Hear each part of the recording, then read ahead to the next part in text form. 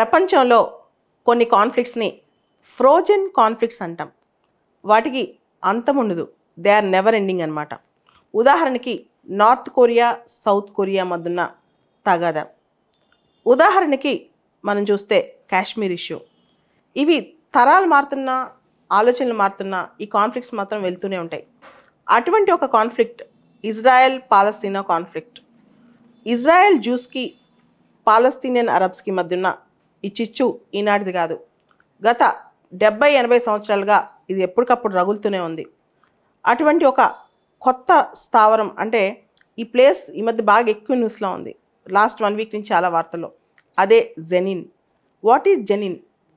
జెనిన్ అనేది ఒక శరణార్థ శిబిరం, రెఫ్యూజీ క్యాంప్ అని చెప్పుకోవచ్చు సింపుల్గా. 1948లో ఇజ్రాయెల్ ఏర్పడిన తర్వాత చాలామంది పాలస్తీనియన్ అరబ్స్ అక్కడి నుంచి ఫోర్స్డ్గా బయటకు వెళ్ళే పరిస్థితిలో వెస్ట్ బ్యాంక్ ప్రాంతంలో ఇది ఒక ప్లేస్ అనమాట. దాదాపు 0.43 అర కిలోమీటర్ కన్నా తక్కువ ఏరియా ఉన్న ఈ జెనిన్ ప్రాంతం. ఈ ప్రాంతంలో కొన్ని వేల మంది శరణార్థులు, పాలస్తీనియన్ శరణార్థులు కిక్కిరిసి ఉంటారనమాట. ఇక్కడ బేసిక్ మినిమం లివింగే లేదనమాట. అటువంటి జెనిన్ ప్రాంతం అఫీషియల్గానేమో ఈ వెస్ట్ బ్యాంక్ మొత్తం ఇజ్రాయెల్ ఆధీనంలో ఉన్న ఈ జెనిన్ ఈ ప్రాంతాలన్నీ కూడా పాలస్తీనియన్ నేషనల్ అథారిటీ కంట్రోల్లో ఉన్నాయి. మీ అందరికి తెలుసు. జనరల్గా వెస్ట్ బ్యాంక్, గాజా ఈ రెండు కూడా డిస్ప్యూటెడ్ ఏరియాస్. కానీ గాజాతో కంపేర్ చేస్తే వెస్ట్ బ్యాంక్ అనేది కాస్త పీస్ఫుల్ ఏరియా అని చెప్పుకుంటుంటారు ఇంతకుముందు.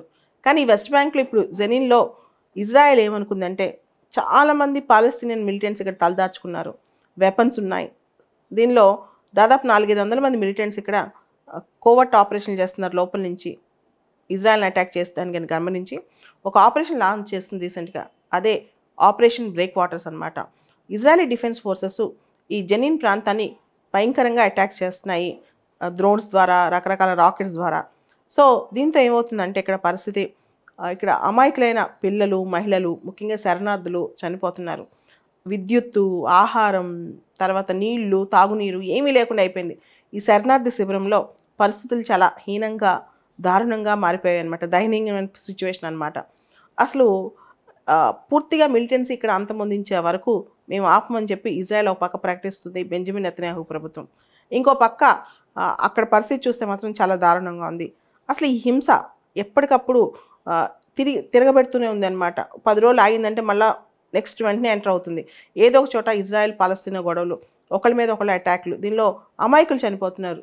ఇది జెనిన్లో ఇప్పుడున్న పరిస్థితి. జెనిన్లో ఇంత పెద్ద హింసకి కారణం ఎవరు? ఇది ఒకసారి మనం పరిశీలిస్తే రెండు వైపులా ఎక్స్ట్రీమ్ డెసిషన్స్, అరబ్స్ వైపు, తర్వాత జ్యూస్ వైపు.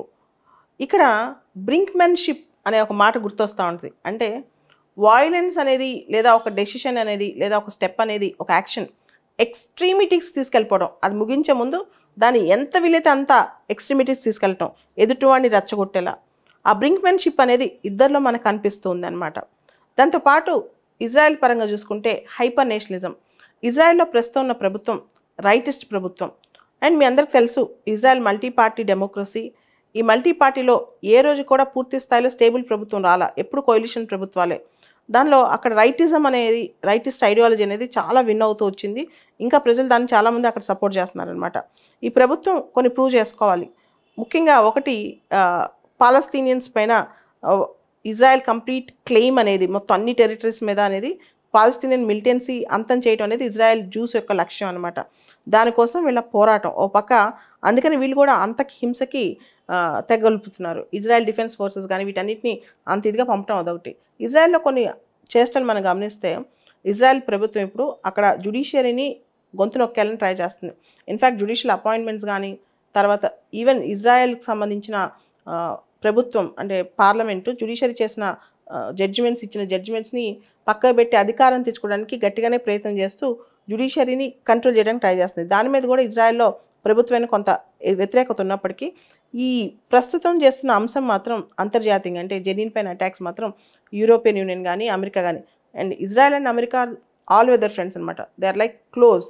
కానీ అమెరికా కూడా అంత ఇష్టత చూపించట్లేదు, లేదా అంత సఖ్యత చూపించట్లేదు ఈ విషయంలో ఇజ్రాయెల్తో. ఇప్పుడు ఇజ్రాయెల్ తెగబడుతున్న వాయిలెన్స్ అయితే పాలస్తీనియన్స్ కూడా తక్కువేమీ తినట్లేదు. ఇన్ఫ్యాక్ట్ చెప్పాలంటే Palestinian liberation army Acer Arafat గారు ఆయన బతుకున్నప్పుడు ఇదంతా ఎక్కువ స్టార్ట్ అయింది. ఆ తర్వాత ఇప్పుడు చూస్తే పాలస్తీనియన్లో కూడా ఆ మిలిటెన్సీలో రకరకాల గ్రూప్స్, రకరకాల లీడర్స్ తయారయ్యారు.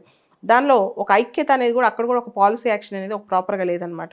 దాంతో ఈ గొడవ రోజు రోజుకు పెరిగిపోవడమే కాకుండా ఇన్ఫ్యాక్ట్ ఈ వైలెన్స్ ఎక్కడ దారితీస్తుందో, అమాయకుల్ని ఎంతమంది బలి తీస్తుందో అర్థం కావట్లేదు.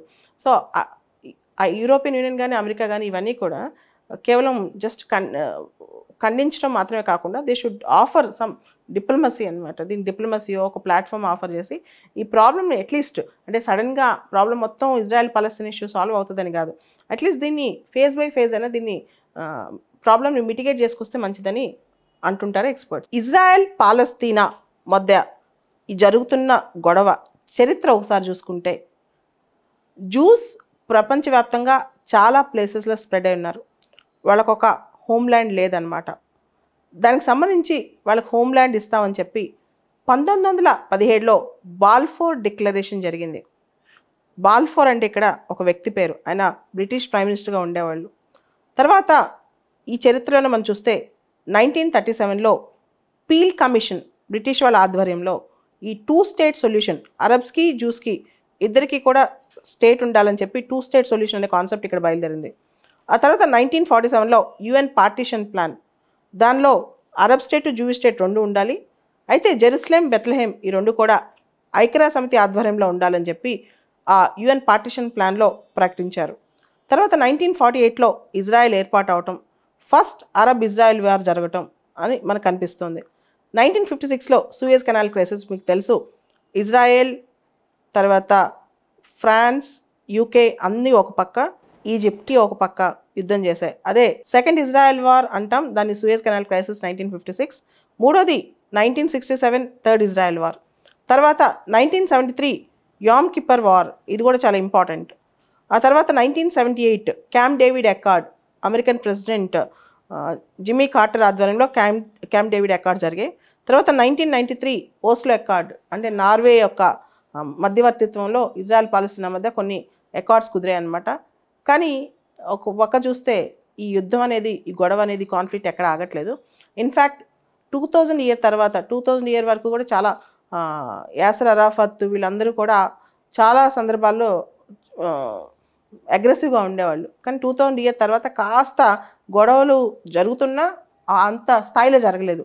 కానీ 2000 ఇయర్ తర్వాత చూస్తే ఇప్పుడు జెనీన్ అటాక్ అనేది రెండో అతిపెద్ద హింసగా చెప్తున్నారు. సో ఇది ఎక్కడికి దారితీస్తుందో ఒకసారి చూడాలి. ఇండియా స్టాండ్ అయితే ఈ విషయంలో 2 స్టేట్ సొల్యూషన్ అనమాట. 2 స్టేట్ సొల్యూషన్ అంటే అరబ్స్కి పాలస్తీనియన్స్కి వాళ్ళ ల్యాండ్ ఉండాలి, ఇజ్రాయెల్కి వాళ్ళ ల్యాండ్ ఉండాలని ఇండియా 2 స్టేట్ సొల్యూషన్. కానీ ఇండియా కొత్తగా డీహైఫనేషన్ పాలసీ అని చెప్పి ఫాలో అవుతుంది. అంటే ఇండియా ఒక స్టాండ్. ఇంతకుముందు ఇండియన్ ప్రైమ్ మినిస్టర్ ఇజ్రాయెల్కి అసలు వెళ్ళేవాళ్ళు కాదు. ఇన్ఫ్యాక్ట్ 1948లో ఇజ్రాయెల్ ఫామ్ అయిన తర్వాత 2017 వరకు కూడా ఏ Indian prime minister including Indira Gandhi ఇజ్రాయెల్కి వెళ్ళలేదు. కానీ 2017లో for the first time Modi గారు ఇజ్రాయెల్కి వెళ్ళడం జరిగింది. అదేవిధంగా 1992 నుంచి మాత్రమే మనం ఇజ్రాయెల్తో డిప్లొమాటిక్ రిలేషన్షిప్ స్టార్ట్ చేసాం. ఆ తర్వాత మన డిఫెన్స్ పార్ట్నర్షిప్స్ కూడా చాలా గ్రో అయ్యాయి అనమాట. సో ఇప్పుడు డీహైఫనేషన్ పాలసీ అంటే ఇండియా ఇజ్రాయెల్ సంబంధాలు ఇజ్రాయెల్ పాలస్తీనా ఇష్యూతో ఇండియా లింక్ పెట్టకుండా సపరేట్గా డీల్ చేస్తుంది అనమాట. దాన్ని డీహైఫనేషన్ పాలసీ అంటారు. మొత్తానికి ఈ ఇజ్రాయెల్ పాలస్తీనా మధ్య ఈ రగడ ఎంతవరకు వెళ్తుందో, ఎన్ని తరాలు వరకు ఇది కంటిన్యూ అవుతుందో చూడాల్సిందే. దీనికి ప్రపంచం కంకణం కట్టుకుంటే తప్పితే, పెద్ద పెద్ద దేశాలు అనుకుంటే తప్పితే దీనిలో సొల్యూషన్ వచ్చే అవకాశం కనిపించట్లేదు. Diplomacy and dialogue is the only solution అని నేను అనుకుంటున్నాను.